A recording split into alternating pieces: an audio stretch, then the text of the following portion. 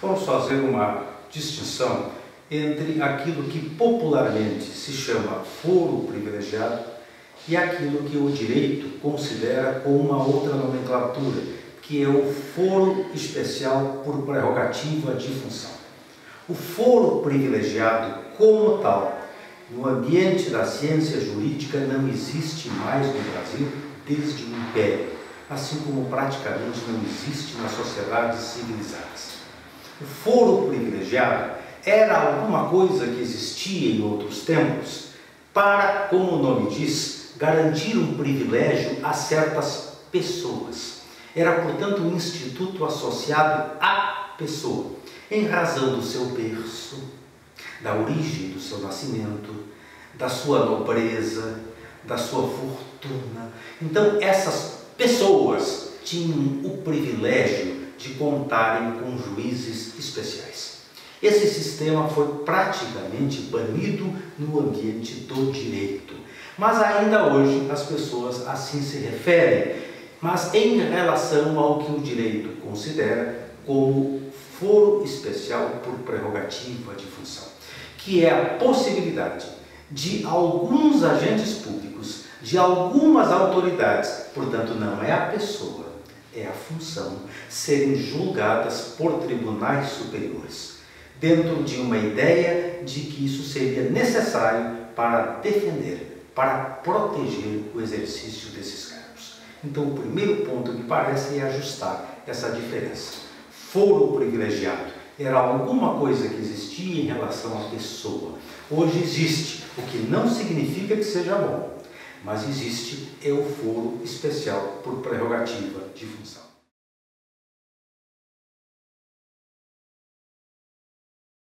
Isso remonta a Priscas Eras. Nós vamos encontrar lá na história há pelo menos 500 anos a origem desse sistema. Porque a história nos mostra que em outros tempos os governantes eram absolutos. As suas decisões eram inquestionáveis. Não se imaginava colocar um rei, um soberano, um governante nas barras de um tribunal. Então, com a evolução da humanidade, entendeu-se que essas pessoas não poderiam ficar absolutamente à margem da responsabilidade. Respirou-se um ar de civilidade. Essas pessoas também, por serem humanos, eram falíveis e também deveriam ser chamados à responsabilidade penal. Encontrou-se, no entanto, um meio termo. Não seriam julgados eles como seus súditos, como os administrados, como cidadãos comuns. Eles seriam julgados em um espaço especial. E aí surgiu, portanto, há mais de 400 anos, a figura do foro especial para algumas autoridades.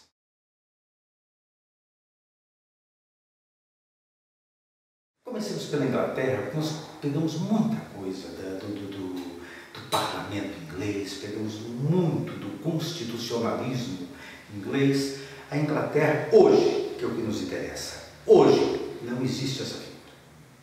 Não existe nem o foro privilegiado em relação à pessoa e não existe nem o foro especial por prerrogativa de função.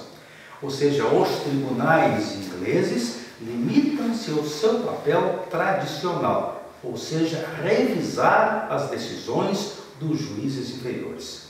Eles não julgam autoridades em processos que já iniciam essas cortes. Portanto, no sistema inglês, essa figura foi eliminada. Nos Estados Unidos é praticamente a mesma situação. Lá nós não temos também essa possibilidade de determinados agentes públicos gozarem de um tribunal especial para serem julgados, a não ser em ambiente recursal, que seria absolutamente normal. A única exceção dos Estados Unidos estaria o que me ocorre no caso de embaixadores estrangeiros. Os embaixadores de outros países nos Estados Unidos, estes sim, não são julgados pelos juízes singulares, têm um julgamento diferenciado. E a outra hipótese nos Estados Unidos seria no caso de impeachment. O presidente da República, por exemplo, o presidente dos Estados Unidos, não seria julgado por um juiz comum, no caso de impeachment. Mas aí não é responsabilidade penal, aí se trata de um julgamento político, que é outra situação. Já Portugal. Portugal nós temos um sistema muito interessante, porque mantém o foro especial, mas muito restrito. Por exemplo, no universo parlamentar, nenhum deputado, nenhum membro da Assembleia da República tem esse foro especial. Só o presidente do parlamento. Então, Portugal adota um sistema de foro especial, mas muito restrito. A Espanha mantém o foro privilegiado, mais ou menos nos padrões do Brasil. Tem uma certa elasticidade, com um número maior de autoridades. A França tem um sistema muito curioso. Até o início dos anos 1990, não existia o foro privilegiado, como se diz popularmente, ou o foro especial, não existia. Mas em 1993 foi criada uma corte especial. Foi criado um tribunal específico, a Corte de Justiça da República Francesa, mas também com um espaço muito limitado. Essa corte julga apenas crimes praticados pelos ministros do governo. Então é mais ou menos esse o panorama nestas sociedades, nesses países que geralmente nos servem como referências.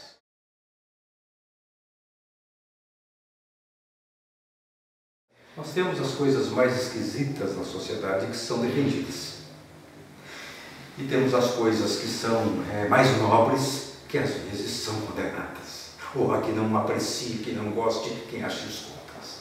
Pois bem, em relação ao favorável, há quem se alinhe à manutenção desse foro especial. E o argumento que nos trazem é o argumento de que essas autoridades deveriam realmente continuar sendo julgadas por juízes mais experientes. Então, essa é a primeira argumentação favorável ao sistema. Que, em razão dos seus cargos, eles não deveriam ser submetidos aos juízes de um padrão, de uma hierarquia inferior, mas serem julgados pelo topo do Poder Judiciário, onde, em tese, estaria a experiência. E o outro argumento que nos trazem é de que isso contribuiria para a celeridade. Por que contribuiria para a celeridade? Porque os cidadãos são julgados criminalmente por um juiz de primeira instância. Esse processo leva 2, 3, 4, 5 anos. E aí vem recursos para o tribunal intermediário. Mais 4, 5 anos. Aí vem recurso para o Superior Tribunal de Justiça. E aí vem recurso para o Supremo Tribunal Federal, isso pode levar 20 anos.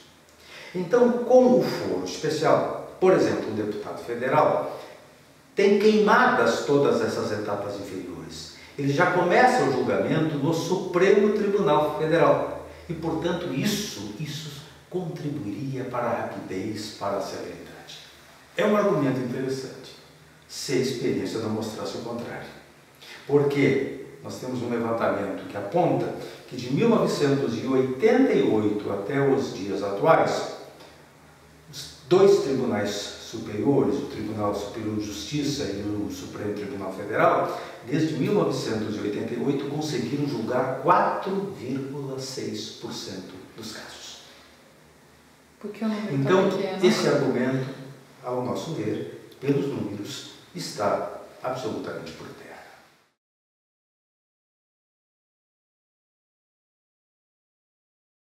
Nós temos que afirmar a nossa república em que os cidadãos são iguais perante a lei. Nós temos que dar consequência às investigações policiais. Nós temos que fazer com que aquilo que está no Código Penal seja efetivamente cumprido e não para apenas os desafortunados, mas cumprido para todos.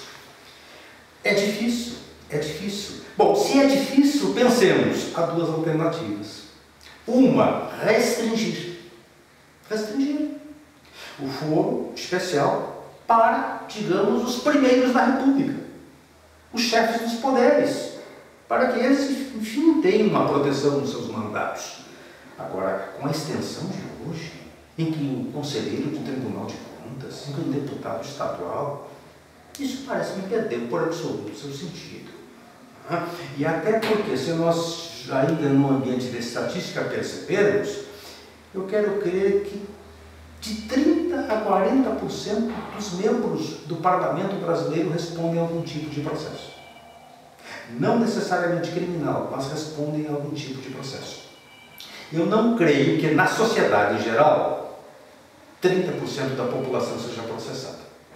Então nós temos um grande número, uma grande concentração de pessoas dentro do parlamento brasileiro e que acabam utilizando dos seus mandatos para fugirem, para estarem à margem da responsabilidade. Então, reduzir. Outra hipótese seria mais ou menos seguir o modelo francês. No modelo francês, criou-se uma corte para responsabilizar ministros do governo. Nós poderíamos ter, e já há estudos nesse sentido, sobre a viabilidade técnica, poderíamos ter em Brasília 1, 2, 3 varas especiais, 1, 2, 3, 5 juízes, quiçá, especializados nessa matéria, com assessoria qualificada, com uma estrutura própria. Então essas autoridades seriam julgadas por esses juízes especializados nessa matéria em Brasília e ficariam desafogados os tribunais superiores, que hoje perdem um tempo enorme praticando atos de instrução que são próprios de juízes, comprometendo a sua atividade afim, sua atividade primária, e às vezes retardando o julgamento. Quando a matéria chega a julgamento, muitas vezes não há mais possibilidade porque houve prescrição. O Superior Tribunal de Justiça, por exemplo, de 483 processos, conseguiu julgar menos de 100, e dos 100, 71 foram fulminados pela prescrição.